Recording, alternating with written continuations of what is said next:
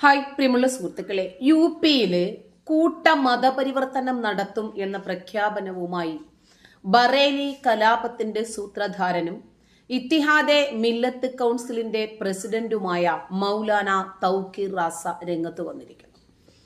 ഇസ്ലാം മതം സ്വീകരിക്കാൻ ധാരാളം ഹിന്ദു മതസ്ഥർ തന്റെ അടുത്തേക്ക് വരുന്നുണ്ട് എന്നാണ് തൗക്കീർ റാസയുടെ പ്രസ്താവന. 23 ആൺകുട്ടികളെയും പെൺകുട്ടികളെയും കൂട്ടമായി മതപരിവർത്തനം നടത്തുമെന്നും തൗക്കീർ റാസ പറഞ്ഞു. മതപരിവർത്തനത്തിന് ശേഷം ഇവരുടെ സമൂഹ വിവാഹം നടത്തും.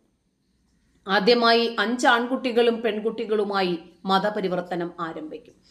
ജൂലൈ 21 തീയതി രാവിലെ 11 മണിക്ക് മതപരിവർത്തനത്തിന് ശേഷം ഇവരുടെ വിവാഹം നടക്കും. അതിനുള്ള അനുമതി ജില്ലാ ഭരണകൂടത്തോട് ആവശ്യപ്പെട്ടിട്ടുണ്ടെന്നും തൗക്കീർ റാസ പറഞ്ഞു. തൗക്കീർ റാസയുടെ പ്രകോപനപരമായ പ്രസ്താവനകൾ കാരണമാണ് ബറേലിയിൽ സംഘർഷം